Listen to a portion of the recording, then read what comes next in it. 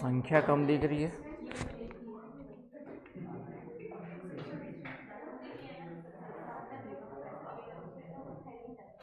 चलिए, IUCN के द्वारा देख रहे थे कल।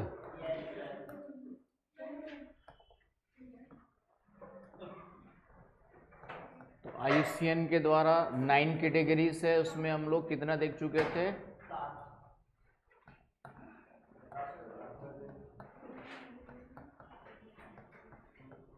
7 देख चुके थे। 7 में क्या था? रेयर। ठीक है। दुर्लभ प्रजातियां, दुर्लभ की बता दिया था कि ऊपर नीचे हो गया तो उसको चेंज कर लेना। ठीक है। 8वें नंबर पे आ जाओ, नियर थ्रेटन्ड। आपका जो है 8th नंबर है नियर थ्रेटन्ड।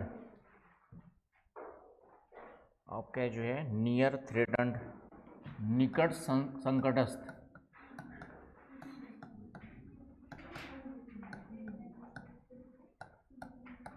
निकट संकटस्थ,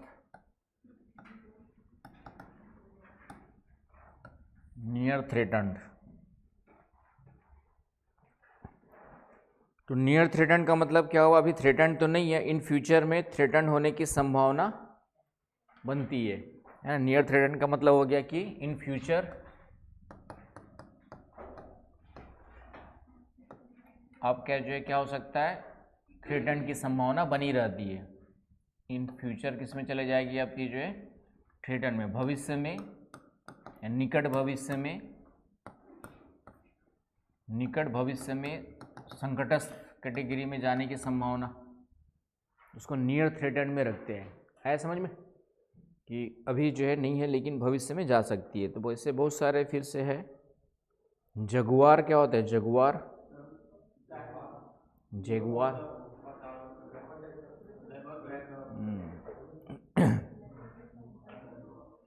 तो ये सब उसमें नियर थ्रेटन्ड में रखा गया है। अमेरिकी बाइसन, अमेरिकी बाइसन मतलब, बाइसन का मतलब अमेरिकी भैंस। ठीक है, तो अमेरिकी बाइसन जो इसमें रखा गया है। तो ऐसे बहुत सारे हैं। तो ये उसके बाद 9th कैटेगरी है न्यूनतम चिंता वाली, लिस्ट कंसर्न।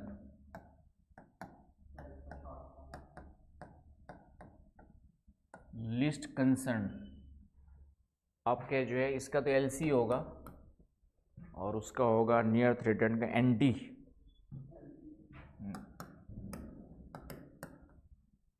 NT, अंटी नहीं NT। ठीक है। और इसका होगा लिस्ट कंसर्न। लिस्ट कंसर्न का मतलब है अभी चिंता करने वाली कोई बात ना, न्यूनतम चिंता वाली, हिंदी में कहते हैं न्यूनतम चिंता वाली। मतलब ये कि थोक के भाव में अभी, जैसे मनुष्य है कि नहीं, मानव की चिंता करने की जरूरत नहीं है, निरंतर पॉपुलेशन अभी भी बढ़ी रही है। हाँ, कुछ देशों में है, यूरोप और जापान जैसे देशों में पॉपुलेशन तेजी से घट रही है, बुजुर्गों की संख्या, तो उनके लिए चिंता वाली है। लेकिन भारत, बांग्लादेश, पाकिस्तान जैसे पड़ोसी देशों के लिए बिल्कुल चिंता वाली बात नहीं है। चलिए, तो ये 9 कैटेगरीज में डिवाइड किया गया है IUCN रेड लिस्ट में, रेड डाटा लिस्ट में। क्लियर है? ये याद रखना है। 10वां और 11वां भी है। 10वां का मतलब है आंकड़ों का अभाव, अब्सेंस या लैक ऑफ डेटा, और 11 का मतलब है आपका जो है अनाकलित, नॉट इवेल्युएटेड।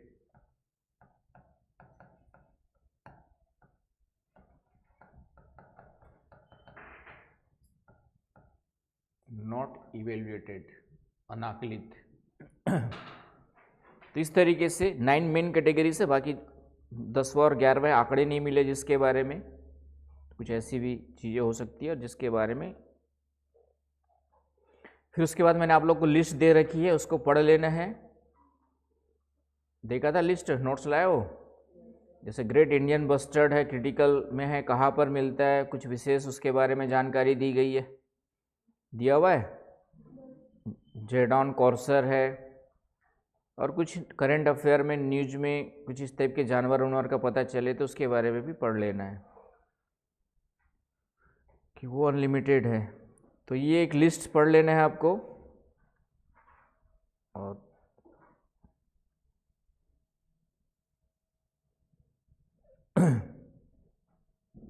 चलूँ आगे, तो ये पढ़ लेना है कहाँ पे मिलते हैं, उसके कुछ विशेषताएं वगैरह है उनके बारे में। जैसे ग्रेट इंडियन बस्टर्ड के बारे में एक आध बार पूछा हुआ है, ठीक है। इसके अलावा ऑलिव रिडले कछुआ कहाँ मिलता है, तो ये उड़ीसा, भारत में हिंद महासागर प्रशांत महासागर के क्षेत्रों में भी मिलता है। उड़ीसा के गहिरमाथा है ना, वहाँ पर गहिरमाथा तथा अन्य तटीय भागों में इन कछुओं के घोंसले और अंडे सर्वाधिक मात्रा में पाए जाते हैं। उड़ीसा में एक स्थान है गहिरमाथा। तो ये सब दिया हुआ है, सब क्वेश्चन पूछा भी है और भविष्य में फिर से पूछेगा। तो मेन जानकारी डुगोंग मैंने बता दिया, समुद्री गाय को डुगोंग नाम दिया गया है। ये सब कहाँ मिलते हैं, अंडमान निकोबार और आसपास और कुछ क्षेत्रों में मिलते हैं। आगे बात समझ में। तो ये एक बार नज़र घुमा लेनी है। और लिस्ट तो अनलिमिटेड है, उनमें से कुछ इम्पोर्टेंट निकाल के दिया हुआ है। तो कुछ चीज़ों के लिए भगवान पे भरोसा करना पड़ेगा, है कि नहीं भाई? क्योंकि जानवरों की संख्या तो अनलिमिटेड है, सब जानवरों के बारे में याद नहीं कर सकते, पढ़ नहीं सकते हम लोग। तो कुछ जानवर ऐसे जो हो सकता है कि कहीं और से पूछ दे, तो वो थोड़ा सा, लेकिन ऐसे कुछ भी नहीं पूछता है, कहीं ना कहीं वो न्यूज़ में, करंट में, कहीं ना कहीं न्यूज़ में रहेगा तभी पूछेगा। यूं ही उसको सपने में आया एक आध जानवर, ठीक है, और उसको उठा के पेपर में नहीं डालेगा वो, ठीक है। लेकिन हाँ, न्यूज़ में दिख गया तो जरूर डाल सकता है, या उसके नॉलेज में कहीं आ गया तो डाल देगा। तो ये ध्यान में रखना है। तो ये हो गया आपका जो है किसके बारे में, IUCN की एक लिस्ट जारी करता है, जैव विविधता संरक्षण के लिए ही आ जाएगा। इसके अलावा अंतर्राष्ट्रीय प्रयास में आर्द्र भूमि संरक्षण आ जाएंगे। आर्द्र भूमि संरक्षण के लिए कई प्रयास किए गए, उसमें से एक महत्वपूर्ण प्रयास है, जो भी नंबर होगा तीसरा चौथा। पहला हमने देखा माप प्रोग्राम, दूसरा हमने देखा CMD, CBD, CMD चौक नहीं, ठीक है, CBD। तीसरा हमने देखा आपका IUCN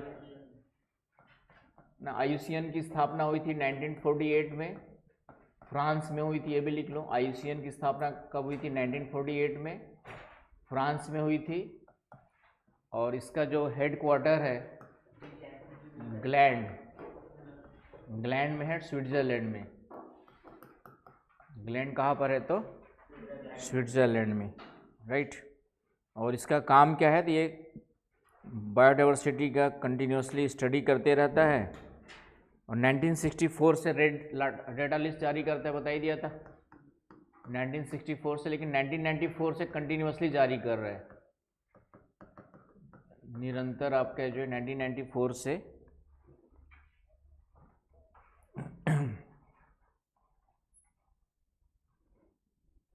स्टैंडर्ड माना गया इसको जो है।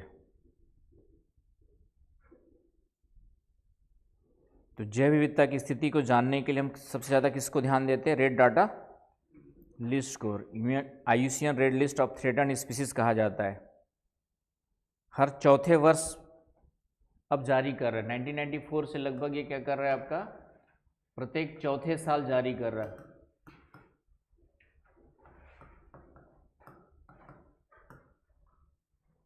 आया समझ में?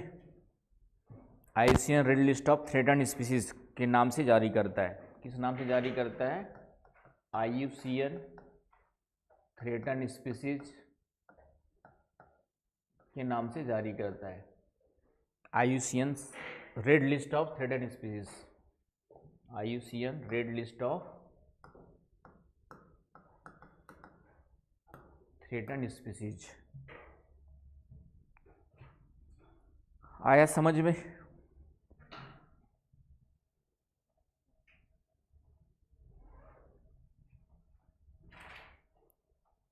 तो यहाँ तक कोई समस्या है तो बताएं।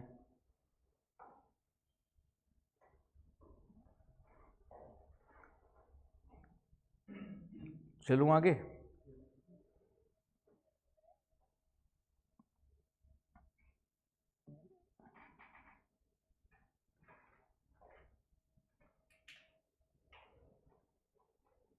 एक मिनट हो रहा है।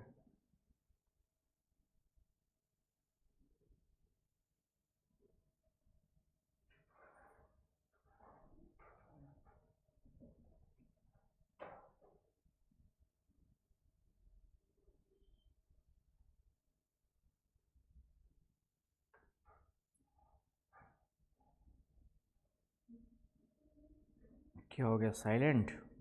कुछ नहीं। और एक्चुअली में रेड लिस्ट तो होती है, इसमें कुछ और कलर यूज करते हैं, वो निकाल रहा हूँ। रेड मतलब हो गया खतरे के कगार पर। मैं जब कोई आपका खतरे से अलग हो जाता है तो उसको फिर से हम हरे में डाल देते हैं। तो रेड वर्ड यूज किया जाता है CR, EN और VU के लिए। रेड कलर किसके लिए यूज किया जाता है?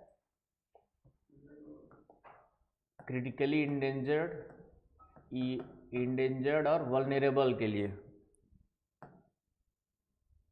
Very high to high risk of extinction, 3 हो गए आपके। Very high to high risk of extinction मतलब सबसे ज़्यादा। ऑरेंज नियर थ्रेटन के लिए, ऑरेंज कलर जो है यूज किया जाता है नियर थ्रेटन लिस्ट। आया समझ में? जो in future but likely to become threatened soon होने की संभावना रहती है, orange colour. Yellow colour least concern के लिए, येलो हम लोग के लिए येलो आएगा। ब्लैक एक्सटिंक्ट के लिए, EX के लिए ब्लैक। ग्रे के लिए EW, grey colour EW extinct इन वाइल्ड लाइफ। ब्लू जो है डाटा डिफिशिएंट, ब्लू कलर जो है डाटा आंकड़ों का अभाव, जो लास्ट में बताया था ना 10वां नंबर, डाटा डिफिशिएंट के लिए ब्लू। और ग्रीन होता है जो सुधार आ गया, जिसमें फिर से रिकवरी हो गई, उसके लिए green colour. Recovering improving species के लिए।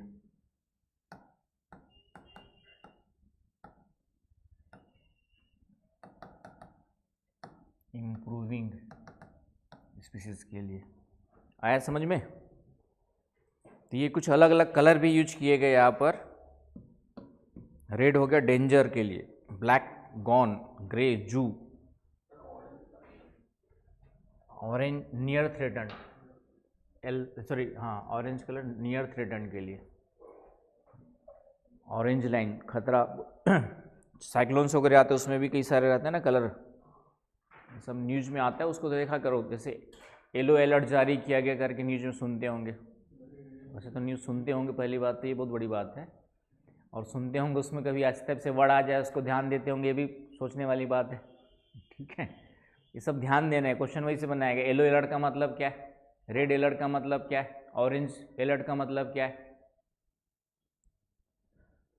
क्या अभिषेक? मैंने कहा ना कि यूपीएससी की तैयारी में आँख नाक कान सब खुला रखना है।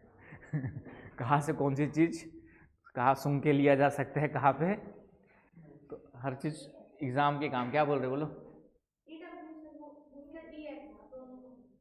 कल नहीं आई थी क्लास, तो इसलिए नहीं पता है। मुझे थोड़ी पता है तुम नहीं आई थी करके, लेकिन पूछे तो समझ में आ गया नहीं आई थी। एक्सटिंक्ट का मतलब विलुप्त। तो किसी का कॉपी देख लेना था, किसी का ऑनलाइन देख करके आना चाहिए ना।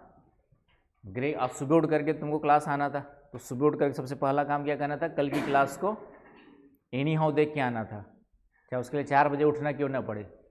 ये जुनून जब तक नहीं आएगा तब तक यूपीएससी की मंजिल दूर है। लबासना क्या है आपका? दूर है। समझ में आया? ये जुनून अभी तक किसी में नहीं दिखता है, एक आध दो को छोड़ दो तो ये जुनून। एक लड़का था मेरा, सिद्धार्थ करके है, पहले बैच का, यहाँ बिलासपुर में। और वो पता लगा उसकी किस्मत बहुत ख़राब है भगवान की दया से, पिछले जन्मों में बहुत ज़्यादा कुकर में किया होगा उसने। बट वो ऐसा बच्चा था कि उसको 4 बजे सुबह क्लास करने बुलाओ तो भी आ जाता था, कभी ना नहीं बोलता था। एक बार तो ऐसा हुआ कि एक्सीडेंट हो गया उसका, पैर वैर छिले हुए, हाथ में मिट्टी विट्टी सब, तो भी क्लास करने आ गया।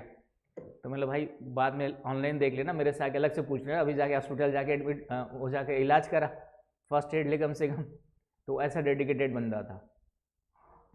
किस्मत, लेकिन उससे दुर्भाग्यशाली व्यक्ति भी आज तक जीवन में नहीं देखा मैंने।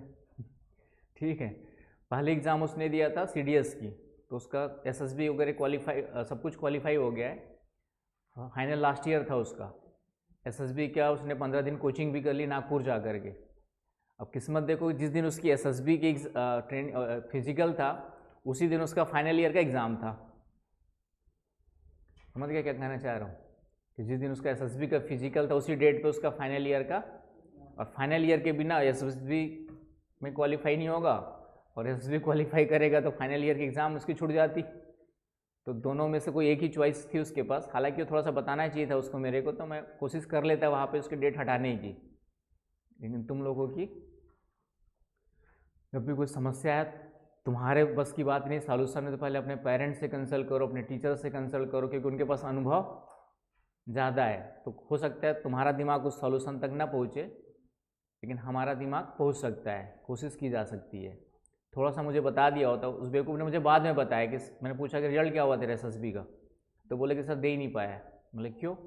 तो बताया कि दोनों डेट सेम फंस गई थी। तो मैंने यार थोड़ा देर कुछ दिन पहले बता देता तो वहाँ पर जो SSB ट्रेनिंग लेने वाले थे जुगाड़ करते कहीं ना कहीं से कुछ दाएँ बाएँ।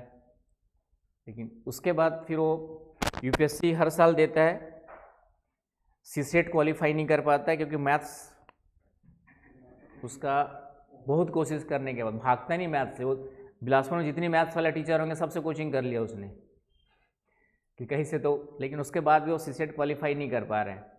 कॉम्प्रिहेंशंस के बेस पे पहले वो निकाल लेता था, एक आध एग्जाम निकाल सकता था, लेकिन कॉम्प्रिहेंशन पिछले कुछ सालों से कम आ रहा है। 51 क्वेश्चन मैथ्स रीजनिंग के आ रहे हैं। पहले क्या होता था कि 80 क्वेश्चंस में 40 क्वेश्चन कॉम्प्रिहेंशन के आते थे और 40 क्वेश्चन होते थे आपके मैथ रीजनिंग और अदर्स टॉपिक्स के। तो ये इसका ये कॉम्प्रिहेंशन स्ट्रांग है, लेकिन किस्मत जब से वो दे रहा है तब से इसकी संख्या कम हो गई है, मैथ रीजनिंग की संख्या ज़्यादा हो गई है। और इतना दुर्भाग्यशाली है कि हर साल हर महीने कोई ना कोई एक्सीडेंट होते रहता है उसका। कभी सब्जी तोड़ने गया तो सांप काट देता है, ठीक है। छत्तीसगढ़ PSC 2 बार मेंस देने गया। इस बार मेंस देने गया, क्या हुआ पता है? पहला पेपर दे के आया, ऐसी रोड में खड़ा था, एक ऑटो वाला ठोक के चला गया, हाथ फ्रैक्चर हो गया, एग्ज़ाम नहीं दे पाया। और अब उसको कुछ दिनों से एक बीमारी हो गई है, जो हाथ में गांठ निकल आते हैं ना, और वो बीमारी कभी ठीक होती ही नहीं है। एक गांठ का ऑपरेशन करोगे दूसरा निकलेगा, दूसरे का करोगे तीसरा निकलेगा, तो पूरे शरीर में गांठ निकल रही है।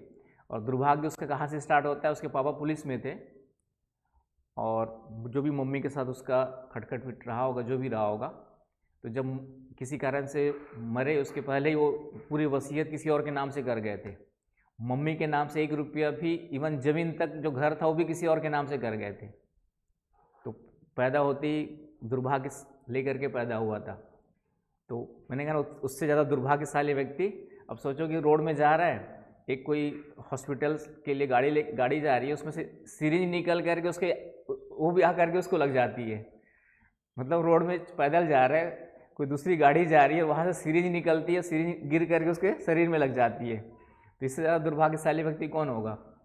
लेकिन उसके बाद वो लड़ रहा है का मतलब हार नहीं माना है, अभी भी वो जी जान से लगा रहता है। उसका UPSC का मेंस वगैरह बहुत अच्छे तैयार है, प्रीलिम्स जिस दिन निकाल लेगा वो एग्ज़ाम निकाल लेगा, लेकिन और हमेशा हंसते रहता है। कभी उसके चेहरे पे तुम दुख नहीं देखोगे, आएगा तो हंसते रहेगा हमेशा। तो कभी कभी ऐसा भी होता है। चलिए, मेरे कहने का मतलब ये है कि थोड़ा सा डेडिकेटेड बनना है आप लोग को। जुनून जब तक नहीं होगा पढ़ने का कि छूट गया उसको कवर करे, तुरंत उसी दिन कवर करे, क्योंकि एक बार छूट गया फिर आज नहीं किया तो फिर वो कभी नहीं होगा, ये भी तुम लोग जानते हो। आज कवर नहीं किया तो जैसे मेरे भी कई सारे काम होते हैं, पेपर चेक करने का काम होता है, तो एक बार छूट गया तो फिर वो जमा होते रहता है। फिर एक आध दिन मूड बनाऊंगा, क्योंकि अभी क्लास चल रहा है, ठीक है, अभी लिखने लायक कुछ आया नहीं है, तो हो जाएगा। तो वो चीज़ उसकी चिंता मत करो, होते रहेगा वो। तो अभी क्या है कि टॉपिक ले रहा हो ना, तो कुछ टॉपिक थोड़ा सा स्पीड ख़त्म करना है, क्योंकि राहुल को फ्री करना है, एग्ज़ाम देना है उसको, तो बीच में होते रहेगा। तुम पढ़ते रहो, टेस्ट तो मैं कभी भी लेते रहूँगा, ठीक है। और सरप्राइज टेस्ट होते रहेंगे। सैटरडे इसलिए नहीं रखता हूँ, आधे लोग पहले गायब हो जाते टेस्ट के नाम से, ठीक है। होगा होगा, पढ़ते रहो तुम लोग। और क्वेश्चन टेस्ट लूँ, चलो घर में लिख के दिखाओ ना, तुम लोग क्वेश्चन लेके आए हो, पेपर सॉल्व करो, जो मेंस में आए हो उसको लिख के दिखाओ, वो तो कर ही सकते हो। मैंने कहा जितना टॉपिक हो गया तुम लोग का, हाँ ठीक है, इस क्लास के बाद देना, ठीक है। चलिए, तो ये हमारा कहाँ पे थे हम लोग, तो ये भी नोट कर लेना, ये बताना भूल गया था, मतलब ये किसी बुक्स नोट्स में नहीं मिलेगा, मेरे नोट्स में भी नहीं डाला हुआ है, लेकिन यहाँ से भी कभी कभार क्वेश्चन शायद पूछा है या बन सकता है, किसी एग्ज़ाम में पूछा, यूपीएससी ने पूछा है कि किसने पूछा है नहीं पता मुझे। कि रेड कलर का मतलब तो समझ गया होंगे, रेड कलर किसके लिए यूज करते हैं, ऑरेंज कलर किसके लिए यूज करते हैं, येलो कलर का मतलब क्या है, ब्लैक कलर का मतलब क्या है, ग्रे कलर का मतलब क्या है, ईडब्ल्यू का मतलब होता है वन्य जीवों में लुप्त, है ना, वन्य क्षेत्रों में लुप्त, तो ये याद रखना है। ब्लू का मतलब डाटा डिफिशियंसी, डाटा इनसफिशिएंट, और ये आपका ग्रीन कलर का मतलब हो गया रिकवरी। आया समझ में? तो ये कलर भी यहाँ पर यूज किए गए हैं IUCN की लिस्ट में। चलिए अब आ जाओ वेटलैंड कंजर्वेशन में। तो वेटलैंड्स क्या होते हैं बताया था मैंने कभी, क्या होते हैं बताओ नसरीन, यही टेस्ट है मान लो, चलो आर्द्रभूमि की परिभाषा बताओ।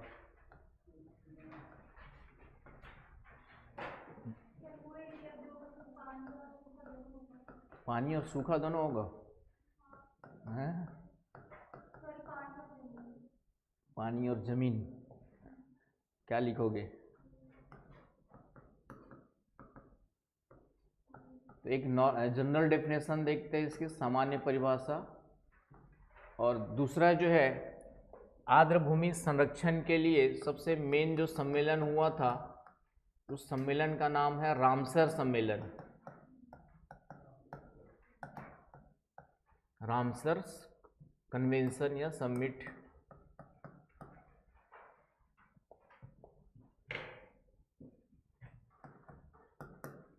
ये हुआ था 2 फरवरी 1971 को, रामसर समिट। रामसर कहाँ पर है राहुल? ठीक है, ईरान में। ईरान क्यों न्यूज में है, कौन बताएगा? दुर्गा, ईरान में क्या हो रहा है? थोड़ा बहुत तो न्यूज़ देख लिया करो भैया, यूट्यूब में बैठे बैठे आते जाते घूमते फिरते कैसे काम चलेगा? ठीक है, न्यूज़ यूट्यूब में तो न्यूज़ देख ही सकते हो, आज की ऐसी नहीं कि टीवी खोलना है, रेडियो खोलना है। कम से कम शाम को नहीं, जो पढ़ा रहा हूँ नहीं भी पढ़ पाओ, रिवीजन नहीं भी कर पाओ, तो कम से कम देश दुनिया में जो हो रहा है उसके 1-2 घंटा न्यूज़ पे गुजारो, क्योंकि जब तक 1-2 घंटा न्यूज़ पे नहीं गुजारोगे, देश दुनिया में क्या हो रहा है समझ नहीं आएगा। उसी को फिर जब पढ़ते जाओगे तो जोड़ते जाना है। क्या वीणा बताओ, ईरान में क्या हो रहा है? मैनू क्या, मैं तो भारत में रहती हूँ, बोलो। आकांक्षा, तुमसे भी उम्मीद नहीं है, तुम तो ठीक ठीक पढ़ाई कर रही हो, कम से कम न्यूज़ क्यों नहीं देखते हो तुम लोग? बिना न्यूज करंट अफेयर के यूपीएससी कहीं पे भी कितने भी पढ़ लो, ट्रेडिशनल कितना भी क्लास में पढ़ा लूँ मैं, लेकिन जब तक करंट अफेयर न्यूज़ वगैरह में न्यूज़ में इंटरेस्ट नहीं आएगा, तब तक आप क्वालिफाई, चीज़ों को न्यूज़ के साथ जोड़ करके खुद से समझना नहीं सीखोगे चीज़ों को, तब तक क्वालिफाई नहीं कर पाओगे, है ना। क्यों हो रहा है, क्या हो रहा है, सब समझना है। पहले तो क्या हो रहा है, ठीक है, प्रोटेस्ट हो रहा है किस चीज़ के लिए? हाँ, तो ईरान एक इस्लामिक स्टेट है, वहाँ पे अभी भी शरिया कानून, शरीयत चलता है आपके जो है ना, कई सालों से लगभग वहाँ पे क्या नाम है, खामनी धार्मिक नेता के रूप में राजनीतिक नेतृत्व है उसका जो है। तो वहाँ पे बीच में बुर्का हटाने के लिए आंदोलन हुआ था महिलाओं को, लेकिन इतना दबा दिया गया, कई 21-22 साल की लड़की को सीधा गोली मार दिया गया था, ठीक है, उसको दमन किए। फिर से जो है अब वहाँ पर कि लोकतंत्र लाने के लिए, हालांकि राजतंत्र की मांग कर रहे हैं फिर से उन लोग, ताकि फिर से एक सामान्य व्यवस्था बनाने के लिए। हालांकि उसके पीछे अमेरिका का हाथ है, लेकिन क्यों हो रहा है, क्या हो रहा है, ये सब समझने की ज़रूरत है वहाँ पे। आ रही ना बात समझ? पूरा वर्ल्ड पॉलिटिक्स चेंज होने वाला है। ग्रीनलैंड पे अमेरिका कब्जा करना चाह रहा है, यूरोप उसके खिलाफ जा रहा है, तो नाटो के साथ अमेरिका, इन दोनों की टक्कर की संभावना बनती है। ये सब दिख रहा है, तो ये सब देखना है। सिर्फ देखने से काम नहीं चलेगा, देखना भी है। और कुछ लोग तो देखना ही स्टार्ट करो, जो देख रहे हैं वो समझना ही स्टार्ट करो, ऐसा क्यों हो रहा है, क्या ज़रूरत है, तब जाके काम होगा। क्योंकि कोचिंग और टीचर एक सीमा के बाद आपकी कोई हेल्प। चलिए, तो रामसर सम्मेलन, रामसर ईरान में है। रामसर कहाँ पर है आपका? हालांकि वो तो बता ही देंगे हम लोग। फिर 2 फरवरी 1971 को हुआ था, इसलिए 2 फरवरी को हम लोग क्या मनाते हैं, है ना, विश्व आर्द्रभूमि दिवस मनाते हैं, वर्ल्ड वेटलैंड डे मनाते हैं। 2 फरवरी आने वाला है, पहले तो 26 जनवरी आने वाली है, तो विश्व आर्द्रभूमि दिवस मनाते हैं। आया समझ में? तो इस रामसर सम्मेलन में आर्द्रभूमि को अलग से परिभाषित किया गया है कि आर्द्रभूमि में किसको रखेंगे। तो रामसर सम्मेलन के अनुसार परिभाषा को याद रखना है। तो ये परिभाषा हम लोग को याद रखना है। तो आर्द्रभूमि क्या होता है, उसकी परिभाषा देखेंगे। पहले सामान्य परिभाषा जो आम तुम लोगों के लिए, सबके लिए, फिर रामसर सम्मेलन में कैसे डिफाइन किया है, जो ज़्यादा इम्पोर्टेंट है, वहाँ से क्वेश्चन बनेंगे। और फिर इसके बाद वही वर्ल्ड में कितने, इंडिया में कितने आर्द्रभूमि वगैरह क्षेत्र है, उन सबको देखना है करंट से जोड़ करके।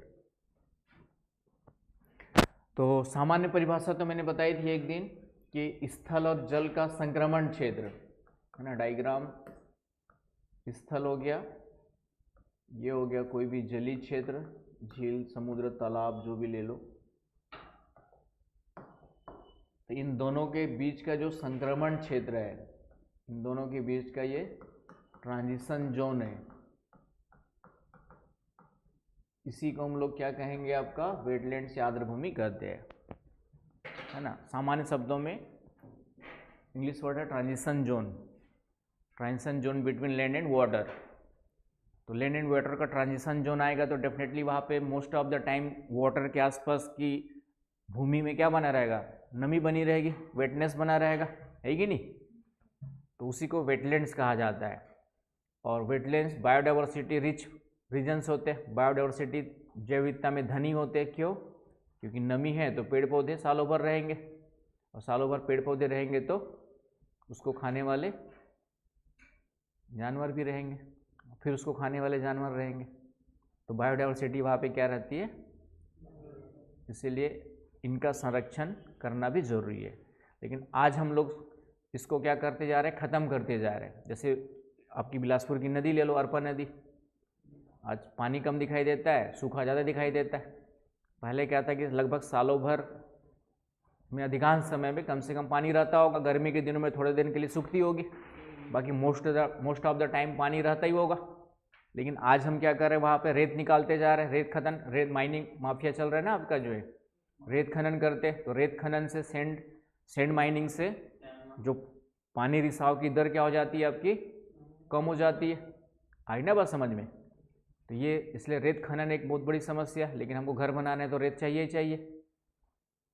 तो रेत खनन के कारण से नदी घाटियों में पानी की मात्रा, नदी में जो जितनी मात्रा पानी की बसती थी, रहती थी, सालों भर पानी रहता था, वो सब भी क्या होते जा रहा है, कम समय, मोस्ट ऑफ द टाइम सूखा ही दिखता है ना भाई। अभी थोड़ा बहुत होगा पानी, जैसी थोड़ी सी गर्मी बढ़ेगी पूरा नदी, है ना, बस रिवर व्यू है, लेकिन रिवर में पानी नहीं दिखेगा, सिर्फ सूखा व्यू दिख जाएगा। आई ना बस समझ में। तो हम लोग क्या करते जा रहे हैं, वेटलैंड्स को ख़त्म करते जा रहे हैं। कई सारी झीलें थी, जैसे चेन्नई के पास में एक नदी बहा करती थी पहले। ये सब एग्जांपल्स भी नोट कर लिया करो, काम आएंगे। ये सब किसी बुक्स वगैरह में नहीं मिलेंगे, ये सब मेरे 15-20 सालों का दिमाग में घुसा हुआ। अड़यार नदी, चेन्नई के पास कौन सी नदी बहती थी, आज जाके ढूंढोगे तो मिलेगी नहीं कहीं पे।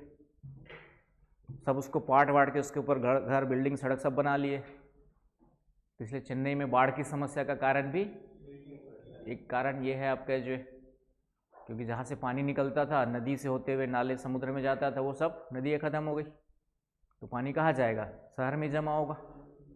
और ये पहले सिर्फ पानी जाता ही नहीं था, पानी के कारण से आसपास के क्षेत्रों में नमी बनी रहती थी, ग्राउंड वाटर अच्छा होता था, पेड़ पौधे ज़्यादा होते थे, वो भी सब क्या हो जाएंगे, ख़त्म। आए ना समझ में। तो इस तरीके से चीज़ें ख़त्म होते जा रही है। रायपुर में एक जगह पे दलदली क्षेत्र था, वहाँ पे अब आज दलदल बिल्कुल गायब है, पूरा उसको पार्ट वाट करके क्या बना दिया हमने, बड़ी बड़ी बिल्डिंग अपार्टमेंट्स बना दिए। तो दलदल क्षेत्र का भी अपना इंपॉर्टेंस होता है इकोसिस्टम में, आए समझ में। लेकिन आज हमने उसको क्या कर दिया, पूरा पार्ट वाट करके अपार्टमेंट्स बना दिए बड़े बड़े। आई बात समझ में। तो ये सब समस्याएं इसके कारण से। चलिए, तो सामान्य परिभाषा समझ में आ गई आप लोग को। रामसर सम्मेलन में क्या परिभाषित किया गया उसको देखते हैं। तो रामसर सम्मेलन में सबसे पहली बात आपका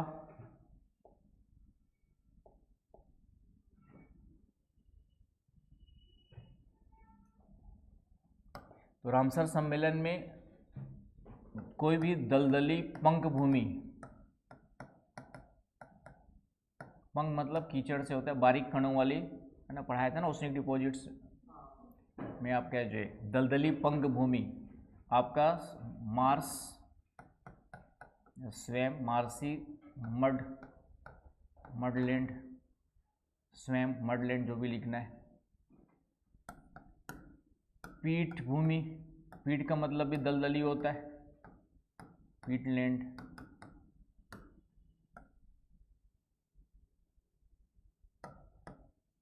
तटीय क्षेत्र, कोस्टल एरिया, जिसमें समुद्र की गहराई 6 मीटर से कम वाले क्षेत्र, 6 मीटर से कम गहराई वाले क्षेत्र, 6 मीटर से कम गहराई तक। तटीय क्षेत्र में कितनी गहराई तक, मतलब तट में जाएंगे, तट से अंदर जाएंगे तो 6 मीटर की गहराई तक वाले क्षेत्रों को, तटीय भाग को भी किस में रखेंगे, 6 मीटर की गहराई यहाँ तक है, मान लेते 6 मीटर गहरा है, तो इतना क्षेत्र किस में आ जाएगा आपका आर्द्र भूमि में। क्योंकि यहीं पर पानी क्या होता है, निरंतर आते जाते रहता है, लैंड भी मिलेगा। 6 मीटर से ज़्यादा गहरा जाएंगे तो समुद्र मिलेगा, लैंड कहाँ से मिलेगा, आया समझ में। तो ये डेप्थ याद रखना है, 6 मीटर से कम गहराई वाले तटीय क्षेत्र, है ना। इसी को लिखना चाहेंगे तो इस तरीके से भी लिख सकते हो कि 6 मीटर से कम गहराई वाले तटीय क्षेत्र, या 6 मीटर तक की गहराई वाले, लेस देन या इक्वल टू, आया समझ में। इनको हम लोग रखते हैं आर्द्र भूमि में। इसके अलावा ठीक है,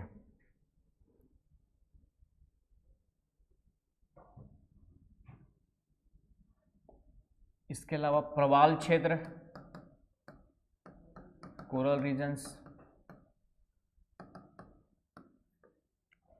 ठीक है। एस्चुरी, एस्चुरी पता है क्या है, क्या है साक्षी, एस्चुरी किसको कहते हैं,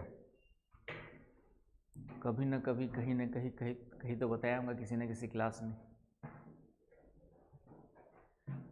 याद करो, दिमाग लगाओ, दौड़ाओ। खुशबू, तुम्हें तो पता ही होगा, निसी बताएगी,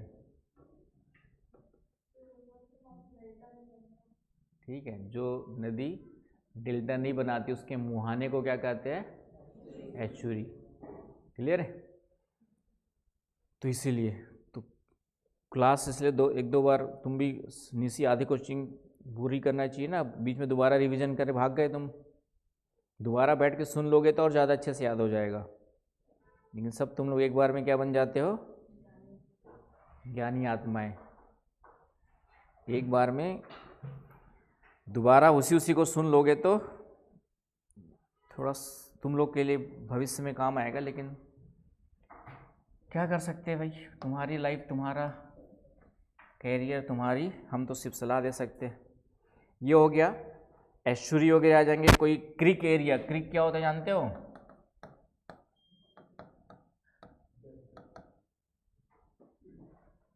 क्रिक खास करके भारत में गुजरात वाले रीजन में मिलते हैं। क्या होता है, प्रियांशु आया है क्या, हाँ प्रियांशु आया है, क्रिक क्या होता है,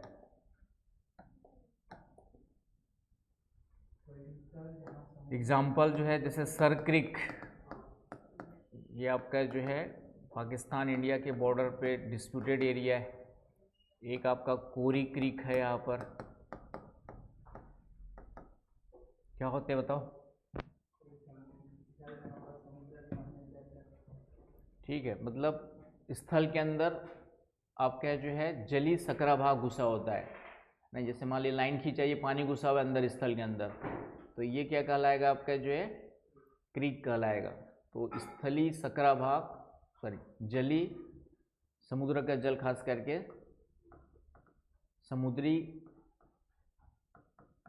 सकरी खाड़ी भी बोल सकते हो, सकरा जल जो स्थल के अंदर क्या होता है, स्थली भाग के अंदर, स्थल के अंदर क्या होता है? घुसा होता है, प्रवेशित होता है, प्रवेश किया होता है। उसको इनलेट कहते हैं। आपका जो inlet of sea water, inlet, narrow inlet of sea water inside the land, narrow inlet of sea water inside the land. आ रहा समझ में? मैप देखना चाहोगे तो दिखा भी देते हैं भाई।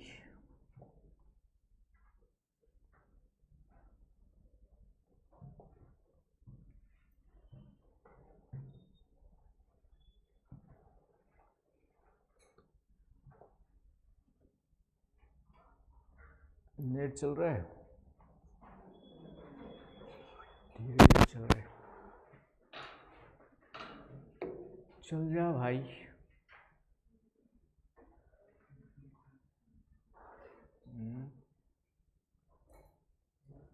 नो, जिस दिन ज़्यादा जरूरत होगी उस दिन नहीं चलेगा। तो अपने इसमें देखना क्रिक करके आ जाएगा, सर क्रिक, कोरी क्रिक, ये सब एग्जाम्पल आ जाएंगे आपके। कुछ चीज़ें मेरे हाथ में नहीं है। तो क्रिक समझ में आ गया? तो क्रिक भी आपके आ जाएंगे। और खाड़ियाँ, आपके स्थली भाग में जो अंदर घुसी हुई खाड़ियाँ हैं, गल्फ्स है, बे है,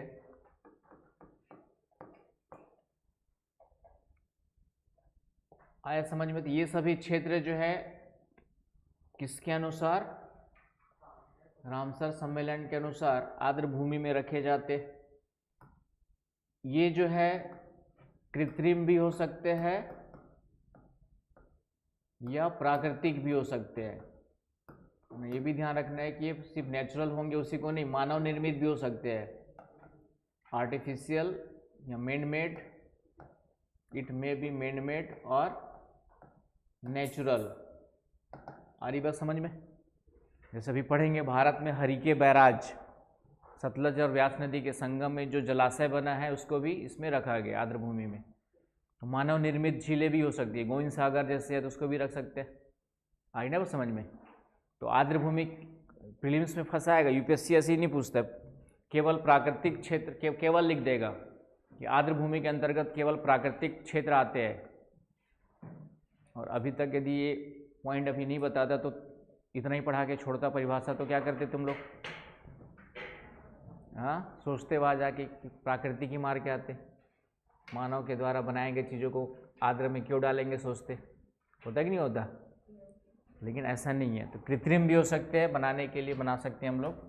दूसरा, स्थायी या अस्थायी। अस्थायी का मतलब कुछ समय के लिए,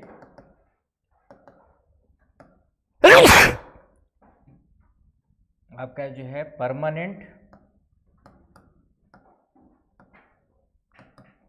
और टेम्पररी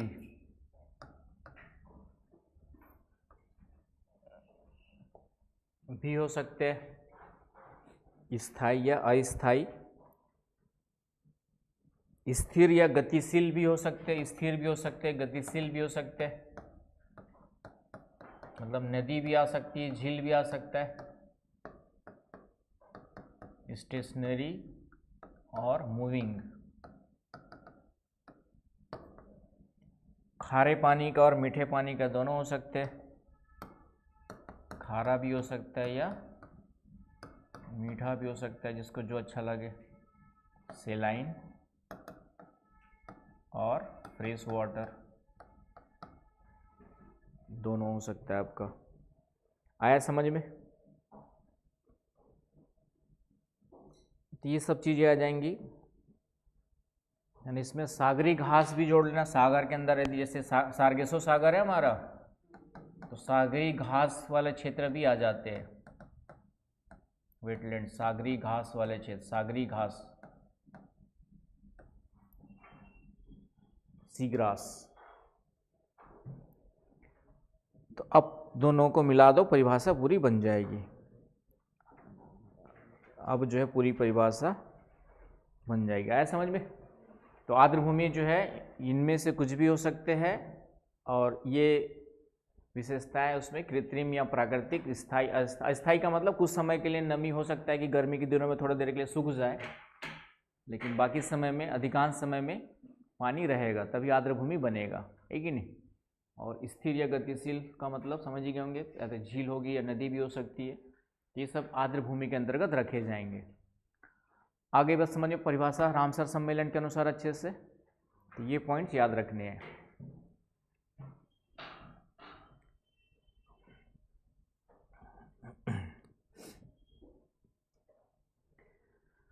चलूं आगे।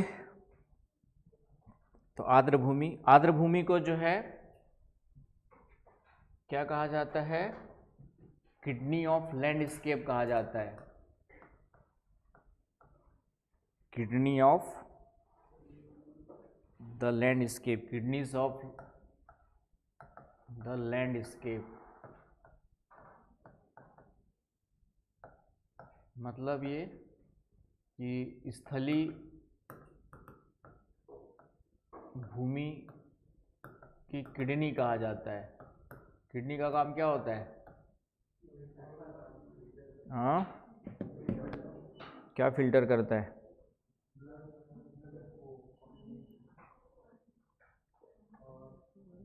ना, क्या करता है?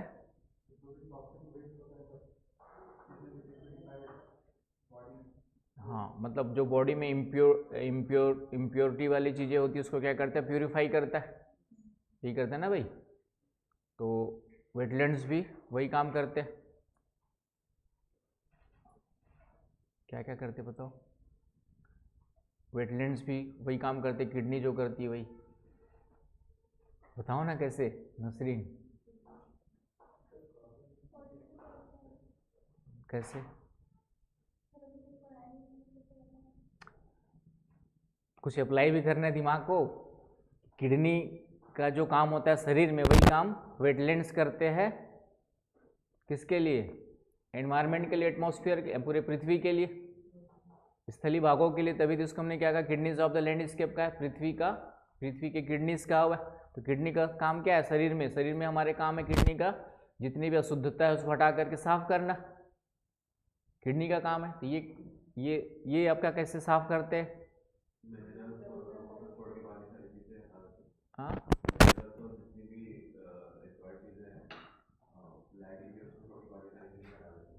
ठीक है, सीधी सी बात, 1 बाई 1 सोचना है। पहले तो एयर फ्रेश करेंगे, एयर प्यूरिफाई करेंगे कि नहीं करेंगे? एयर प्यूरिफाई का काम करते हैं, क्योंकि वेटलैंड से मतलब पेड़ पौधे वहाँ पर क्या मिलेंगे?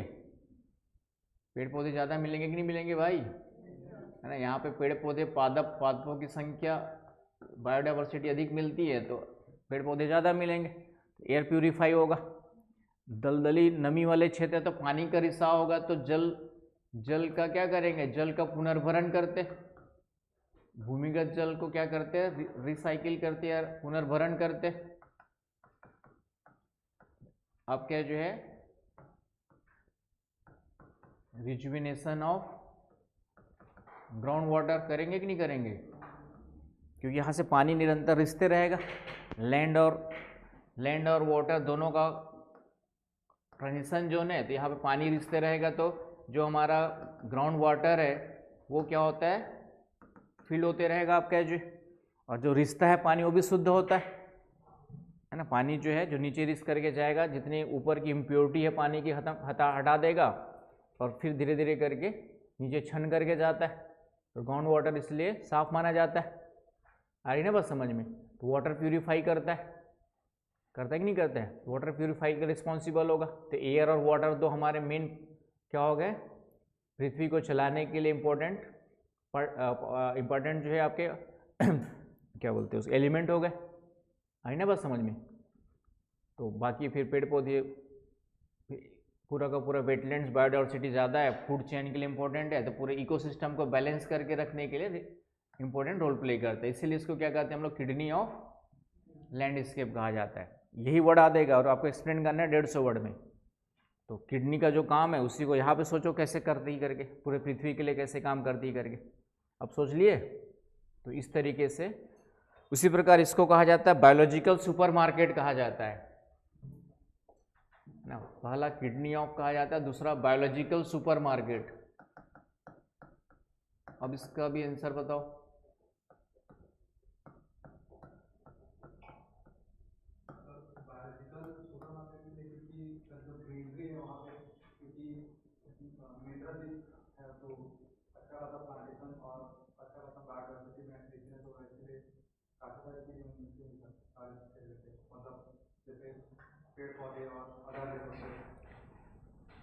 ठीक है, उसे और थोड़ा सा और अच्छे से बताओ राहुल बाबू।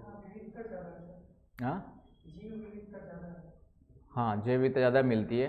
देखो सुपरमार्केट का कॉन्सेप्ट क्या है?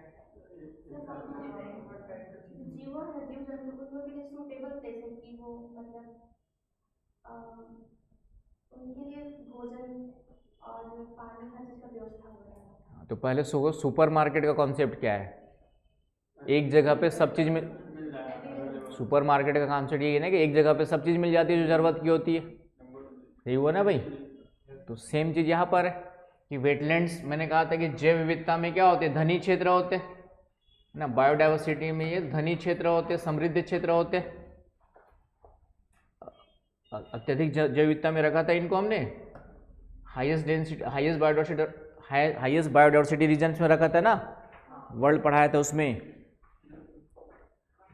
याद करो। तो धनी क्षेत्र होते हैं बायोडाइवर्सिटी में, तो एक ही जगह पे सब मिल जाएगा वहाँ पे फूड चेन के लिए, है ना। आपके घास फूस भी मिलेगा, पेड़ पौधे भी मिलेंगे, शाकाहारी जानवर भी मिलेंगे, मांसाहारी भी मिलेंगे और उच्च मांसाहारी भी मिलेंगे। आ रही ना बस समझ में। तो इसलिए इसको सुपरमार्केट, बायोलॉजिकल सुपरमार्केट, बायोलॉजिकल का मतलब जीव जंतु वनस्पतियों का सुपरमार्केट, तो सभी प्रकार की जीव जंतु वनस्पतियाँ उस क्षेत्र में मिल जाएंगी, इसलिए इसको बायोलॉजिकल सुपरमार्केट भी कहा गया। आया समझ में। और इस तरीके से पर्यावरण को बचाने के लिए एक इम्पोर्टेंट रोल प्ले करते हैं। तो वेटलैंड्स हमारे लिए क्यों महत्वपूर्ण है, समझ में आ गया कि वेटलैंड्स हमारे लिए क्यों महत्वपूर्ण है, समझ में आया कि नहीं आया? चलिए, तो ये है वेटलैंड्स। क्वेश्चन आएगा वेटलैंड्स क्या है। वेटलैंड्स पर्यावरण संरक्षण के लिए, बायोडाइवर्सिटी के लिए क्यों महत्वपूर्ण है, इस तरीके से क्वेश्चन बनाएगा। तो वो समझ में आ गया अच्छे से। अब आराम से लिख लोगे, 150 वर्ड 250 वर्ड लिखना हो तो, राइट। अब इनका विनाश क्यों हो रहा है वो तो आप लोग जानते ही है, मानवीय कारणों से ही हो रहा है। अब इसके संरक्षण के लिए जो सबसे महत्वपूर्ण सम्मेलन है वह कौन सा हो गया आपका, जो है रामसर सम्मेलन। आर्द्रभूमि विनाश का कारण लिखेंगे तो क्या आएगा भाई, जंगलों की कटाई, बिल्डिंग, सड़कें सब बनाना आ जाएगा। आर्द्रभूमि विनाश का कारण, तो उसके लिए मुख्य रूप से मानवीय कारण ही जिम्मेदार है। और इसमें क्या क्या पॉइंट्स आएंगे, वनों की कटाई करोगे तो आर्द्रभूमि खत्म होते जाएंगे, क्योंकि पेड़ पौधे भी पानी का रिसाव करते हैं, और वो पेड़ पौधे कम होते जाएंगे तो आर्द्रभूमि अपने आप सूखते जाएंगी, है कि नहीं।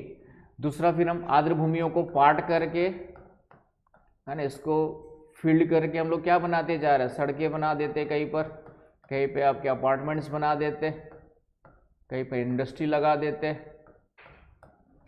दलदल क्षेत्र है, अब गधे नेता लोग को थोड़ी पता है कि दलदल क्षेत्र वो भी एनवायरनमेंट के लिए काम करते हैं, तो उन लोग क्या कर देंगे, इंडस्ट्री के लिए जगह दे दी कि यहाँ बना लो तुम इंडस्ट्री, और फिर वो इंडस्ट्री बनाएंगे तो पूरे दलदल को ख़त्म कर देंगे, पाट देंगे और वहाँ इंडस्ट्री लगा देंगे।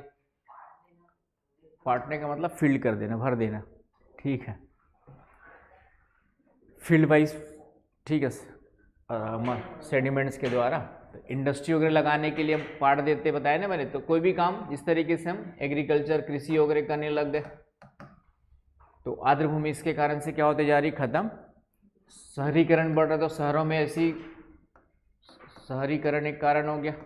दिल्ली में जैसे बहुत सारे पहले झीलें हुआ करती थी, अब सब खत्म होती जा रही है। नदी वाला भी आ जाएगा, रेत खनन आ जाएगा, सैंड माइनिंग। जयत क्या देख रहे हो? हाँ ठीक है, मैं एटलस में अभी देखने वाला टाइम नहीं आया, एटलस में बताऊंगा अभी। ये सब पॉइंट्स याद आ रहे कि व्हाट इज द रीजन या what are the causes of destruction of wetlands. तो है ना, ये सब सोच के इतना लिखना है तुम लोग को। वेटलैंड्स खत्म क्यों होते जा रहे हैं? हमारी बस ग्लोबल वार्मिंग डाल दो, क्योंकि तापमान बढ़ रहा है तो वाष्पीकरण वगैरह सब क्षेत्र भी बढ़ रहे हैं आपके जो, तो ग्लोबल वार्मिंग एक कारण हो गया आज की डेट में। हाँ वही ग्लोबल वार्मिंग मेन कारण है, उसके बाद फिर क्लाइमेट चेंज उसका कंसिक्वेंसेस है। आ गई बात समझ में? तो ये सब चीज़ें आ जाएंगी, causes of destruction of wetlands. तो इसी के लिए चिंता जाहिर की गई और पहली बार जो है वेटलैंड्स को बचाने के लिए पूरे अंतर्राष्ट्रीय स्तर पे सम्मेलन हुआ, जिसको हम लोग क्या कहते हैं, रामसर सम्मेलन के रूप में जानते हैं। और इस रामसर सम्मेलन में क्या किए जाते हैं, रामसर साइट्स। इसमें जो डेफिनेशन दी गई है उसके अकॉर्डिंग, रामसर साइट्स चूज किए जाते हैं, सेलेक्ट किए जाते हैं और उसको बचाने का प्रयास किया जाता है। आ रही बात समझ में? तो एक अंतर्राष्ट्रीय संधि के रूप में इसको देख सकते हो। ये 2 फरवरी 1971 अंतर्राष्ट्रीय संधि के रूप में रामसर सम्मेलन में रामसर साइट्स के लिए सभी देशों ने इसको स्वीकार किया, इंटरनेशनल ट्रीटी हो गई। इसमें एक संधि पर हस्ताक्षर किए गए, सभी देशों ने किया हस्ताक्षर, भारत ने भी किया। भारत ने कब किया आपका? ठीक है, ये 1 फरवरी 1982 को, 1 फरवरी 1982 को भारत ने भी हस्ताक्षर किया।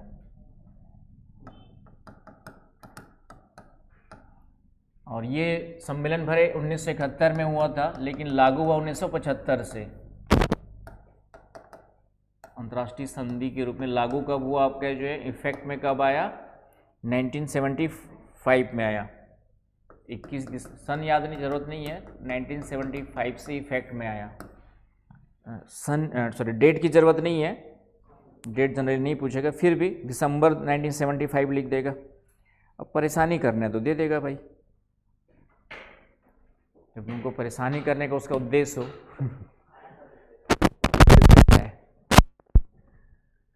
तो 2 फरवरी 2 फरवरी इसलिए याद रखना है कि विश्व आर्द्र दिवस मनाया जाता है। तो 2 फरवरी, जैसे 5 जून 1972 इसलिए याद रखना है 5 जून, क्योंकि विश्व पर्यावरण दिवस मनाया जाता है, कल बताया था ना। तो यहाँ पे सम्मेलन कब हुआ हमारा? 2 फरवरी 1971, इसलिए 2 फरवरी को विश्व आर्द्र दिवस मनाते हैं। और कब से मनाते हैं? 1977 से मनाते। पहली बार कब मनाया गया? पहली बार वर्ल्ड वेटलैंड्स डे WWD कब मनाया गया? तो 1977 में मनाया गया, 2 फरवरी से। तो 77 से लेके अब रेगुलर हम लोग मनाते हैं, मतलब 71 से नहीं मना रहे हम लोग। कब से मना रहे? 77 से। तो ये सब पॉइंट्स आपको ध्यान में रखने हैं। तो वेटलैंड्स क्या है समझ में आ गया। वेटलैंड्स का महत्व, इम्पोर्टेंस, लाभ पूछेगा तो लिख लोगे आराम से। और उसके बाद है कि वेटलैंड्स का विनाश का क्या क्या कारण है, तो जितने भी अपने कुकर में सब डाल देना। अब बचाने के उपाय में सबसे महत्वपूर्ण उपाय यही वाला है, कौन सा? Ramsar convention. आया समझ में? अब इस रामसर कन्वेंशन के अनुसार क्या करते हैं हम लोग? कुछ रामसर साइट्स की पहचान करते हैं, उसकी डेफिनेशन आदि के आधार पर, और फिर पूरे वर्ल्ड लेवल पे उसको बचाने के लिए क्या करते हैं? एफर्ट लगाते हैं, मतलब कुछ फंड वंड भी की व्यवस्था वगैरह भी की जाती है। आया समझ में? भारत ने हस्ताक्षर 1981 में कर दिए थे, 82 में लागू हो गया था, है ना। हस्ताक्षर 1981 में किए, 81 में हस्ताक्षर किए, लागू जो है 1982 से हुआ है। तो ये पॉइंट दिमाग में डाल लीजिए। हाँ 1981। अब इसके साथ एक वर्ड और आता है मॉन्ट्रिक्स रिकॉर्ड। तो अंतर्राष्ट्रीय साइट, अंतर्राष्ट्रीय स्टैंडर्ड के, इंटरनेशनल स्टैंडर्ड के जो रामसर साइट्स है उनकी जो सूची होती है, उनकी सूची को मॉन्ट्रिक्स रिकॉर्ड कहा जाता है।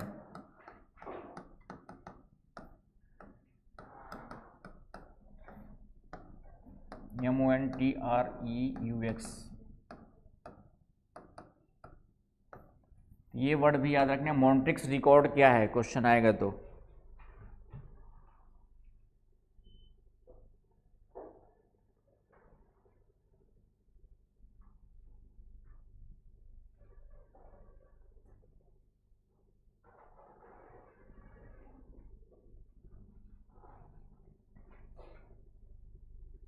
आया समझ में? चलूं आगे।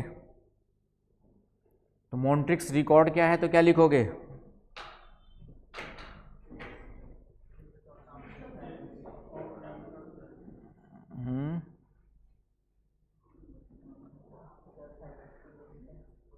क्या लिखोगे भाई? कि रामसर सम्मेलन के अनुसार उसमें मतलब जो प्रोडक्शन एरिया होता है उसको, जो भी होते हैं उसको वहाँ पे ऐड कर दिया जाता है, जब वो ठीक है तो उसको हटा दिया जाता है। हाँ वो तो बाद में आएंगे। अब रिकॉर्ड का मतलब हो गया कि रामसर सम्मेलन या रामसर अंतर्राष्ट्रीय संधि के अनुसार पूरे विश्व में रामसर साइट्स का निर्धारण किया जाता है, आइडेंटिफाई किए जाते हैं। तो उन रामसर सभी साइट्स के आर्द्र भूमि सूची को क्या बोलेंगे हम लोग, जो है मॉन्ट्रिक्स रिकॉर्ड कहा जाता है। मॉन्ट्रिक्स क्यों कहा जाता है? क्योंकि मॉन्ट्रिक्स शहर में ये फैसला हुआ था, ये स्विट्जरलैंड में है। कहाँ पर है? स्विट्जरलैंड में है मॉन्ट्रिक्स। ये आपका जो है शहर है, मॉन्ट्रिक्स शहर स्विट्जरलैंड में। और ये 1990 से आपका जो है यह रिकॉर्ड रखा जाता है। कब से रखा जाता है? 1990 से रखा जाता है, उसके पहले नहीं था ऐसा कुछ। अब एक मॉन्ट्रिक्स रिकॉर्ड के रूप में जितने भी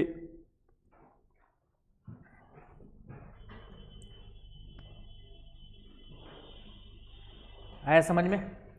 तो it is a resistor of Ramsar wetlands. इसको क्या बोलेंगे हम लोग? It is a resistor of Ramsar wetlands. समझ में आया कि ये क्या हो गई आपकी जो है रामसर आर्द्र भूमियों की सूची बोल दो, या रजिस्टर बोल दो, या रिकॉर्ड बोल दो।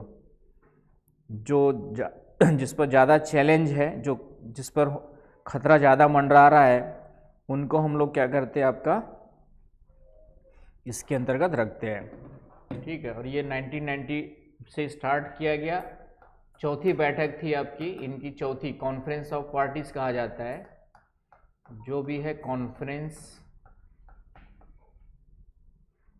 ऑफ पार्टीज की चौथी बैठक में ये एडॉप्ट किया गया था। फोर्थ सीटिंग, चौथी बैठक में इसको क्या किया गया, जो कहाँ हुई थी, मॉन्ट्रिक्स में हुई थी, स्विट्जरलैंड के, उसमें अडॉप्ट किया गया था। तो ये भी ध्यान रखना। वो वाला कॉप अलग है, क्लाइमेट चेंज वाला अलग से पढ़ेंगे। यहाँ पे कॉप का मतलब है कि जो भी रामसर सम्मेलन के देश है तो उनकी बैठक को हम लोग क्या बोलेंगे, कॉप कहेंगे। समझ में आया? यहाँ पर जो है कॉप का मतलब किससे हो गया कि जो भी रामसर सम्मेलन के अंतर्राष्ट्रीय संधि में हस्ताक्षर किया वो उसके क्या हो गए, सदस्य हो गए। तो उनकी जो चौथी बैठक हुई थी कहाँ पर हुई थी, स्विट्जरलैंड के मॉन्ट्रिक्स में। तो उसके आधार पर इसको बुलाया जाता है। तो यहाँ तक कोई समस्या किसी को है तो बताएं। यहाँ तक किसी को कोई समस्या है तो मॉन्ट्रिक्स रिकॉर्ड क्या है लिख लोगे। अब आते हैं भारत में। तो मॉन्ट्रिक्स रिकॉर्ड के अनुसार भारत में जो है अभी 2 है, पहले 3 थे।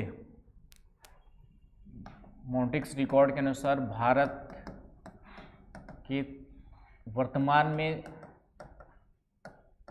कितने आर्द्र भूमि को रखा गया है, 2 आर्द्र भूमि है ना। पहले 3 थे, चिल्का झील को हटा दिया गया। तो चिल्का झील को क्या कर दिया गया, चिल्का झील को रिमूव कर दिया गया। वर्तमान में दो है, केवलादेव राष्ट्रीय उद्यान जो राजस्थान में है, केवलादेव नेशनल पार्क,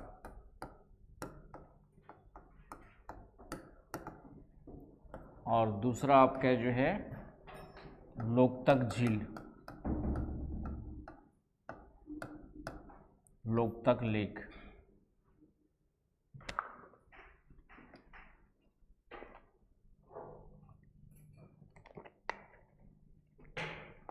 सिप आज विशाल नहीं आया, फिर से गायब, मर गया। हाँ आया था विशाल, कहाँ आया था आज? तो ये उड़ीसा को चिल्का झील को हटा दिया गया बाद में, क्योंकि हटा क्यों दिया गया, ताकि उसमें रिकवरी हो गई लगभग। आया समझ में? तो मॉन्ट्रेक्स रिकॉर्ड भी समझ में आ गया, क्वेश्चन आया होगा कभी भी तो देख लेना। अब आते हैं भारत में कितने हैं, वर्ल्ड में कितने हैं डेटा में। वर्तमान में तो 96 है। चलूँ आगे, हो गया सबका। साक्षी नसरीन, तुम्हारी नज़र इधर ही है अभी भी। क्या दिख रहा है? लोकतक झील कहाँ पर है? लोकतक झील और केवलादेव राष्ट्रीय उद्यान राजस्थान। चिल्का झील तो जानते ही होंगे। तो सबसे पहले भारत में जो है ना, भारत में आर्द्रभूमि,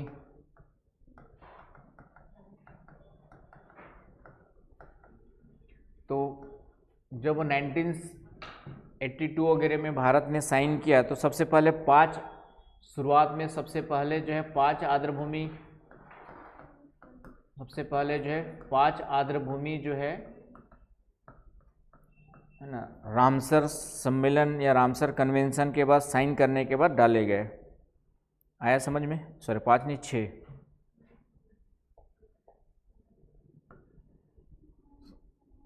अंतर्राष्ट्रीय संधि के तहत शुरुआत में सबसे पहले जब भारत ने साइन किया 82 में, लागू किया 81-82 में, तो उसमें 6 को हमने सबसे पहले शामिल किया। 6 आर्द्रभूमि शामिल किए गए थे। 6 का नाम पहले याद कर लो। पहला है चिल्का झील, तो भारत की सबसे पहली आर्द्रभूमि पूछेगा तो कौन सी हो गई? चिल्का झील। दूसरा फिर से वही केवलादेव आ जाएगा, राष्ट्र नेशनल पार्क। तीसरा लोकतक झील आ जाएगा, ठीक है। चौथा आपका हरिके बैराज भी होगा मेरे ख्याल से। उलर झील है, उलर झील कहाँ पर है?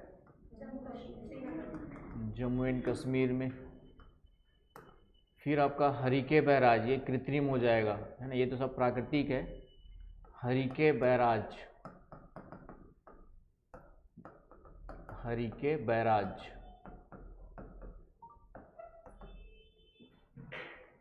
तो हरिके बैराज आर्टिफिशियल हो जाएगा। हरिके बैराज बनाया गया है सतलज नदी, और इसमें एक नदी आके मिलती है ब्यास नदी। इन दोनों का यहाँ पे संगम होता है, जहाँ पे गांव का नाम है हरिके। पंजाब में एक गांव है यहाँ पर जो हरिके गांव है, हरिके विलेज है। कहाँ पर है आपका? पंजाब में। तो यहीं पर एक बांध बनाया गया जिसको हम लोग क्या कहते हैं? हरिके बैराज कहते हैं। तो इसको भी रखा गया था, कृत्रिम है। और नेक्स्ट है सांबर झील, 6वां नंबर है सांबर। इडली इडली डोसा डोसा, सांबर सांबर।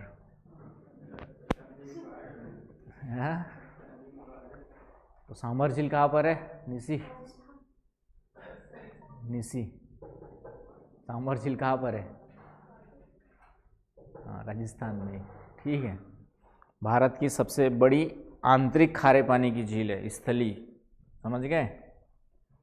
इंडियन ज्योग्राफी तो पढ़ाया था तुमको, किया था ना क्लास इंडियन ज्योग्राफी की पूरी A to Z। इस बार तुमको भी देना है क्या एग्जाम? टेस्ट वगैरह तभी तक दिए नहीं, तुम प्रीलिम्स का मेंस का कुछ भी देते नहीं हो हैं। शेड्यूल भेजा था ना क्लास का मैंने, संडे संडे टेस्ट होता है करके। राहुल कितना टेस्ट बचे तुम लोग का? इस वीक वाला दिए थे तो ये 6 हो गए। तो इन 6 को हमने रखा था शुरुआत में, ठीक है। अब वर्तमान में है 96। अब 96 की नाम तो याद नहीं कर पाओगे तुम लोग।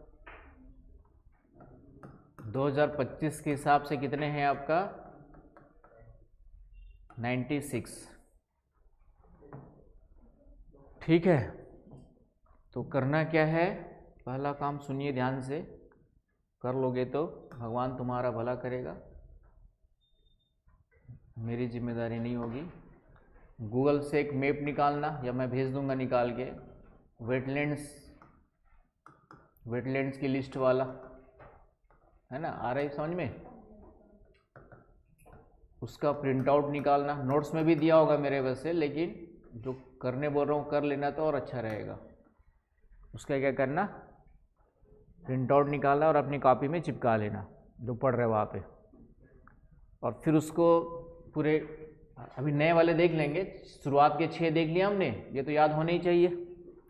अभी हाल फिलहाल में 2025 में, 2024 में, खासकर 25 में जो बने, जैसे छत्तीसगढ़ का कोपरा जलाशय 2025 में जोड़ा गया है कि नहीं। छत्तीसगढ़ का पहला कोपरा जलाशय करके यहाँ पर है, ये भी कृत्रिम में आएगा, उसको जोड़ा गया अभी जो है। तो ये इतने जाने से काम नहीं होगा तुम्हारा, किस नदी पर है ना, उसकी क्या कुछ विशेषताएं हैं, कुछ जानवर उनवर विशेष रूप से वहाँ पे मिलता है कि नहीं मिलता, उसको भी जानना जरूरी है। यूपीएससी सिर्फ इतना नहीं पूछेगा कौन सा नया जोड़ा गया, वो भी पूछ सकता है मैच करने के लिए, लेकिन थोड़ा सा यदि कम जोड़े गए होंगे तो उसके बारे में अंदर भी पूछेगा कि कहाँ पर है, क्यों बनाया गया, कैसे बनाया गया। एनीवे, तो ये नए तो देखेंगे अभी, लेकिन उसके पहले चूंकि मैच करने के लिए क्वेश्चन आ सकता है, मैच करने के, तो नए वाले तो अभी जो है वो तो याद करना ही है। प्रिंट आउट निकाल के इसको 2-3 बार आपका पूरा देखिए, ऊपर से लेके यहाँ तक, जम्मू कश्मीर में कौन सा, हिमाचल में, उत्तराखंड में, तो 2-3-10 बार देख करके हाईलाइट करते रहोगे तो दिमाग में कहीं ना कहीं वो, है ना, कोई चीज़ को बार बार देखोगे तो बैठ जाएगा दिमाग में। बैठेगा कि नहीं बैठेगा भाई? तो कम से कम 0% चांस नहीं होंगे गलत होने के, सही होने के कुछ चांस तो बन जाएंगे ना भाई, बार बार देखोगे तो पूरे इंडिया के 96 का जितना भी लिस्ट मिल जाए, गूगल मैप निकालना, मैप में जितना भी मिल जाए, और पिछले 1-2 सालों में कौन कौन से जोड़े गए उसको देखना है हमको जो है, तो ये काम कर लेना है। अब आते हैं नए कौन कौन से जोड़े गए, पहले तो वो देख लेते हैं 2025 में।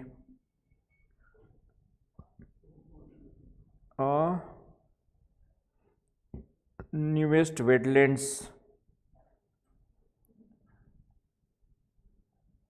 इन 2025 का ही देख रहे, 24-24 का नहीं जानते, क्या करेंगे देखिए, 25 का ही पढ़ लो बहुत है,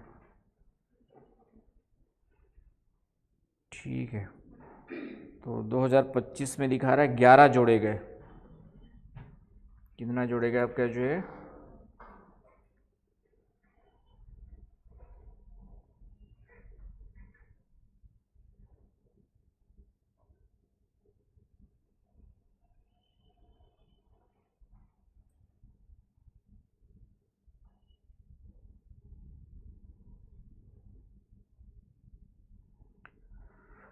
तो इसमें सबसे पहला है आपका Sakkara Kottai bird sanctuary, Tamil Nadu, Ramsar site बनाया गया 2025 में 2 फरवरी को। पहला है आपका सक्कारा कोट्टल, कोशिश करना गूगल सॉरी उसमें जाकर के मैप में भी देख लो एक बार ताकि याद रहे। सक्कारा कोट्टल, सक्कारा कोट्टल नहीं, कोट्टाई है ना, कोट्टाई बर्ड सेंचुरी तमिलनाडु में। कहाँ पर है आपका, तो तमिलनाडु में ढूंढना है थोड़ा सा एटलस में, कहाँ पर होगा तमिलनाडु में जो है। और उसके बारे में भी थोड़ा सा फाइंड आउट करके पढ़ना पड़ेगा, उसके बारे में भी थोड़ा सा फाइंड आउट करके पढ़ना पड़ेगा। तो 11 ही जोड़े गए हैं, टोटल 11, तो 11 जोड़े गए 2025 में। दूसरा आपका थेरथांगल बर्ड सेंचुरी, ये भी तमिलनाडु में, थेरथांगल बर्ड सेंचुरी, ये भी तमिलनाडु में। उसके अलावा ये सब फरवरी 2 को ही जोड़े गए। सिक्किम में है, ठीक है, खेचियो पलरी, अब नाम अजीब से, उसमें कुछ नहीं कर सकता हूँ, 2-3 बार पढ़ोगे तो याद हो गया। KHECHE, खेचे, PALRI,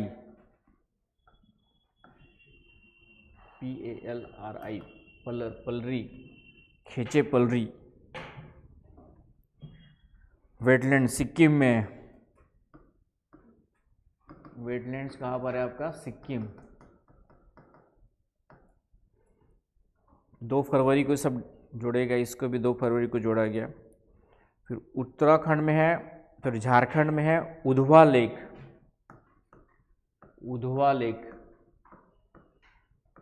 है ना। प्रिंटेड नोट्स में करंट अफेयर अपडेटेड नहीं है, इसलिए क्लास में करवा रहा हूँ। Udhwa lake, Jharkhand. Current affair update करता तो फिर लेट हो जाता, समझ में आया।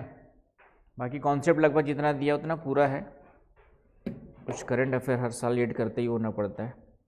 उधवा लेक झारखंड में। फिर राजस्थान में है खींचान वेटलैंड्स, राजस्थान, खींचान वेटलैंड्स राजस्थान। ये जून में ऐड किया गया था, जून 2025। एंड सन डेट जरूरत नहीं है आपका, बस इतना ही पूछेगा 2025 में नए कौन से बनाए गए, तो 11 बनाए गए। मेनार वेटलैंड्स राजस्थान, मेनार भी राजस्थान में, मीनार भी राजस्थान में आपका जो। मीनार के बाद है गोकुल, बिहार में है गोकुल जलाशय, गोकुल जलाशय है। रिजर्वायर, जलाशय का मतलब रिजर्वायर को कहते हैं, रिजर्वर। बिहार में, ये कहाँ पर है? बिहार। 8वां नंबर है उदयपुर झील, तो ये भी उदयपुर झील बिहार में है। उदयपुर शहर जो है आपका वो तो राजस्थान में है, उदयपुर लेक कहाँ पर है? तो बिहार में, ये उसके हिसाब से। 9वां है गोगा बिल लेक,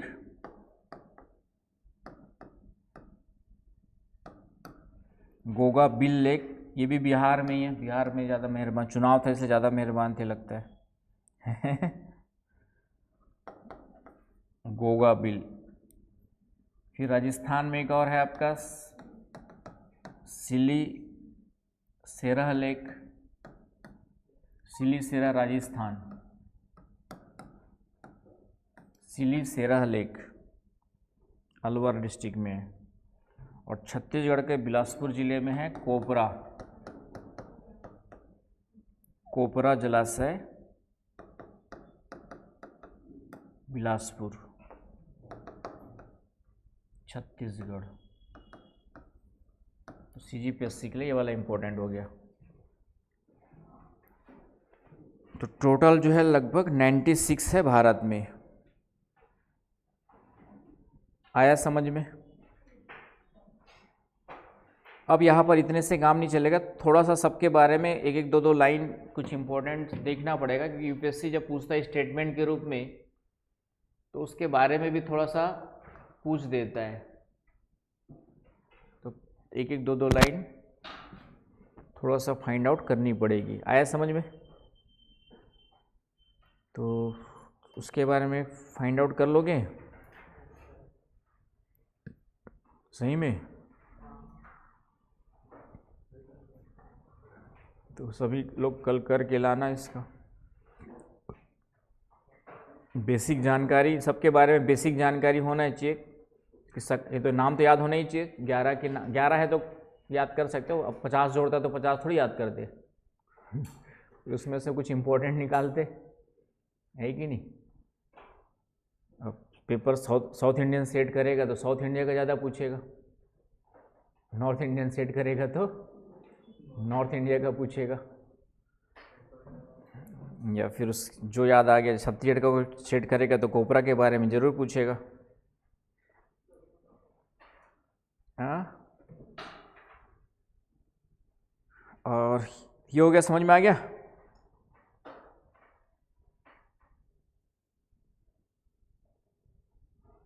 वर्ल्ड में कितने,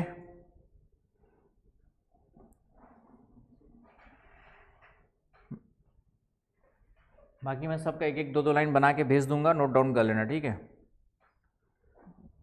वर्ल्ड में 2026 शुरुआत में 2520 के आसपास है, लगभग 2520 रामसर साइट्स।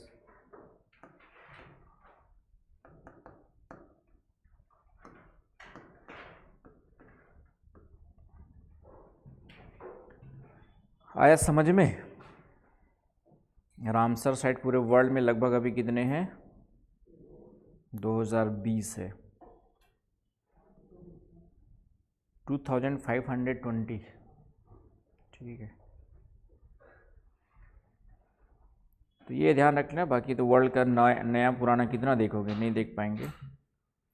तो इतनी कॉन्सेप्ट, ऐसे कॉन्सेप्ट बेस पे पूछते हैं। तो रामसर साइट्स क्या होते हैं समझ में आ गया आप लोग को, उसमें क्या क्या पढ़ना है, क्यों पढ़ना है, समझ में आ गया। कोई किसी को डाउट है तो बताएं, है ना। एक लिस्ट मैंने नोट्स में भी डाली हुई है तुम लोग की, प्रिंटेड मैटर में उतना कम से कम एक लिस्ट। जैसे आपका सो मोरारी कहाँ पर है, तो ये लद्दाख वाले रीजन में, ये मैच करने के लिए भी आता है। तो एक बार लिस्ट जो आपके नोट्स में दिया कम से कम उतना तो देख ही लेना। जैसे आपका सो मोरारी, ये खारे पानी की झील बताई थी मैंने, यहाँ पे लद्दाख रीजन में, हाँ लद्दाख में आएगा सो मोरारी झील जो है। चंद्राताल हिमाचल प्रदेश में, पोंग डैम हिमाचल प्रदेश में, उलर तो देख ही लिया था हमने, होकेरा उलर के साथ एक और जम्मू कश्मीर में दिखा रहा है, होकेरा दिखा रहा है। तो एक लिस्ट जो है जो दिया है कम से कम उतना पढ़ लेना, तो आपका काम हो जाएगा। और कुछ नए हैं तो 2025 वाला देख ही लिए, है कि नहीं। और बाकी 96 की लिस्ट यदि कहीं मिल जाए तो उसको भी एक बार पढ़ लेना भाई, कि मैं 2025 में कोई नया 96 पूरा दिखाया हो तो उसको भी निकाल करके पेपर में कॉपी में चिपका लेना। और करना कुछ नहीं है, बस उसको हाइलाइटर लेकर के 2-3-10 बार पढ़ते रहना है। आर्द्रभूमि इधर इधर है, सोचते रहना है कहाँ पर है, तो अपने आप माइंड में बैठ जाता है। क्वेश्चन कभी कभार ही मैच करने का फैक्चुअल पूछेगा तो गलत नहीं होगा आपका, जो है कि नहीं, सही होने की संभावना रहेगी। नहीं पढ़ोगे तो बिल्कुल नहीं रहेगी। तो समझदार इंसान बनोगे तो यहाँ तक कोई डाउट, कोई कन्फ्यूजन है तो बताएं। चलिए फिर, भारत में आर्द्रभूमि संरक्षण के लिए 2017 में आपका कुछ रूल्स बनाए गए, तो उसको देखते हैं। ज़्यादा हो गया क्या आज? हाँ ठीक है। सबसे बड़ा सबसे छोटा भी कभी कभी पूछ देता है। क्या बोल रहे राहुल?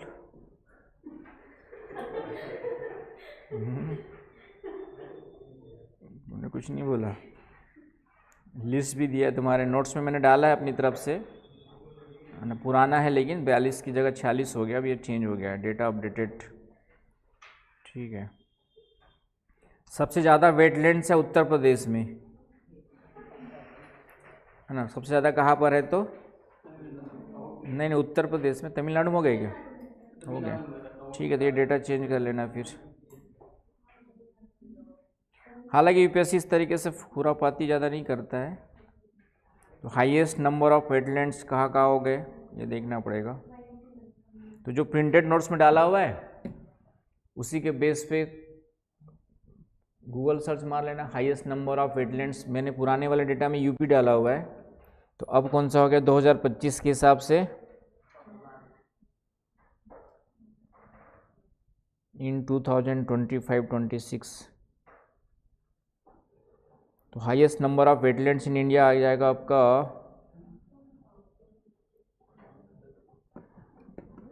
इसलिए फैक्ट डेटा डालता नहीं हूँ, अगली बार से डेटा हटा दूंगा। डेटा हटा क्यों दूंगा, क्योंकि तमिलनाडु में 20 हो गए, तो सबसे ज़्यादा कहाँ पर है आपके 20 तमिलनाडु में।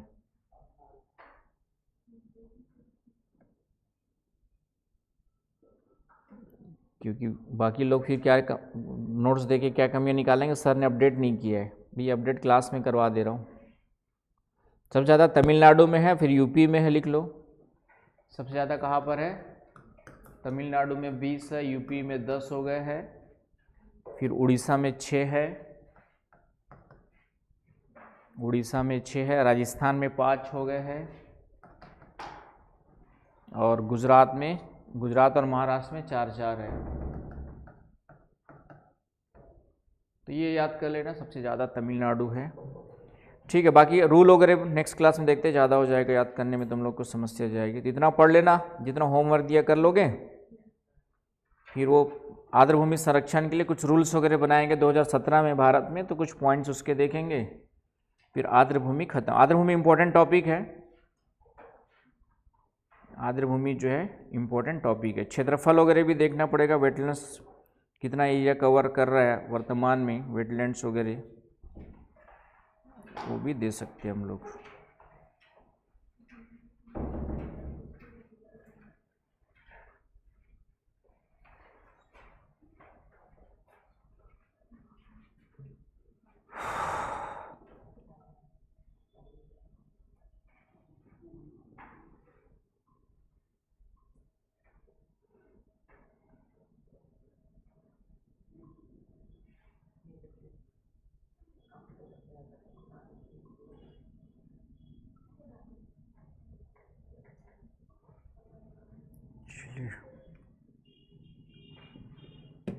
रामसर साइट्स के द्वारा जो वेटलैंड्स है अभी जो है, जो पुराने डेटा में लिखा है कि 4.5% पर, हमारे बुक्स में नोट्स में डाला हुआ है मैंने कि पूरे भारत के कितने प्रतिशत क्षेत्रफल पे वेटलैंड्स का विस्तार है, तो 4.5। अब उसका है भारत में अब है 1,360,806 हेक्टेयर। हेक्टेयर में 1,360,806 हेक्टेयर में है।